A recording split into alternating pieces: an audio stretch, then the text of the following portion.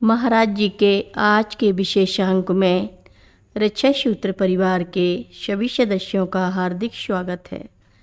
बाबा जी के भक्तों को राम राम। जब मानव के जन्म जन्मांतर के पुण्यों का उदय होता है तो दैवीय शक्ति गुरु के रूप में इस धरा पर अवतरित होती है। वह हमारे जीवन को आध्यात्म से संचारित करते हुए हमें अपनी गोद में लेकर भव सागर से पार करा देती है। माँ मेरी सद्गुरु थी, मेरी सर्वस्व थी। मेरे जीवन में उनका आविर्भाव ही मेरे जीवन का सत्य है और यही मेरे जीवन का रहस्य है। स्वामी चिदानंद ने अपनी पुस्तक गॉड इज मदर में लिखा है, यदि चंद शब्दों में कहें कि जिस आवरण से माँ ने अपने आप को आच्छादित किया हुआ है उसकी किनारी का स्पर्श पाकर हमने माँ के दिव्य तत्व को जान लिया, तो यह हमारी धृष्टता ही होगी। जो हमने जाना है वह राई के दाने के बराबर है और जिससे हम अभी अनभिज्ञ हैं वह एक विशाल सागर के अंतहीन तट की तरह है। उनका वर्णन करके उनकी गहराइयों को नहीं जाना जा सकता है। उन्हें जान पाना तभी संभव है जब वह स्वयं ही अपने आप को दर्शाएं। माँ के बारे में लिखे गए कुछ शब्द मात्र पूजा के कुछ पुष्प हैं जो उनके चरणों में अर्पित हैं। माँ की दिव्यता वास्तव में एक विशाल महासागर के अनजाने अनकहे तट की तरह है। अपने जीवन में उस देवी के शाश्वत स्वरूप की जो कुछ झलकियाँ मैंने पाईं उन्हीं को मैंने इन पृष्ठों में प्रस्तुत करने का एक प्रयास किया है।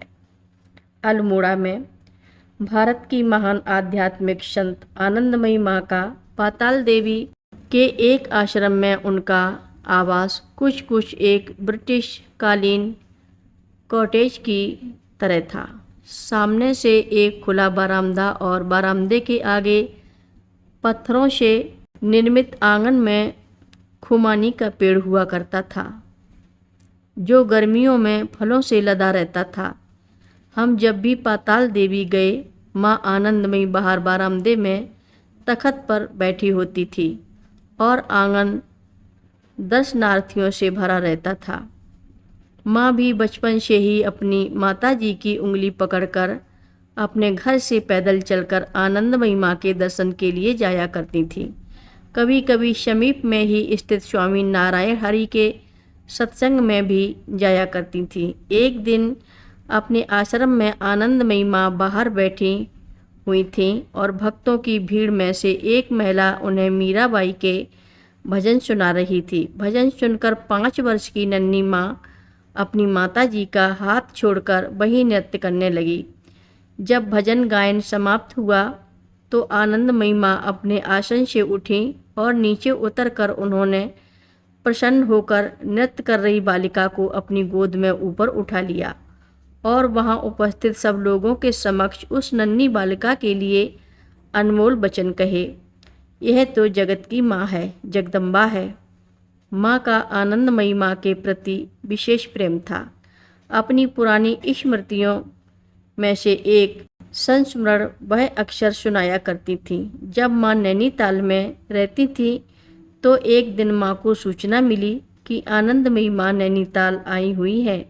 माँ उनके दर्शन करने वहाँ गईं तो तब तक दर्शन का समय समाप्त हो चुका था और आनंदमयी माँ अपने कक्ष में चली गई थी, इसलिए माँ को उनके दर्शन नहीं हो पाए। माँ अपने आने का संदेश वहाँ छोड़कर वापस लौट आईं। अगले दिन आनंदमयी माँ घूमते हुए नैनीताल में माँ के निवास तक पहुँच गईं और उन्होंने अपने आने का संदेश माँ के पास भिजवाया। माँ बताती थीं कि आनंदमयी माँ का संदेश पाकर वह अपने घर की सीढ़ियाँ उतरकर नीचे चली आईं। माँ आनंदमयी ने उन्हें गले लगाकर गत दिवस उनसे न मिल पाने के लिए खेद प्रकट किया। कथा लंबी है, आगे की कथा सभी भक्तों को अगले भाग में सुनाएंगे। हर रोज़ महाराज जी की कथाएं सुनने के लिए सभी भक्तों का धन्यवाद। सभी भक्त रक्षा सूत्र चैनल को सब्सक्राइब करें, शेयर करें, लाइक करें, घंटी बजाना ना भूलें। कमेंट बॉक्स में लिख भेजें जय नीव करोरी बाबा जी महाराज। सभी भक्त मिलकर बोलो नीव करोरी बाबा जी महाराज की जय जय बोलो, सिद्धि माता की जय जय बोलो, जय श्री राम बोलो।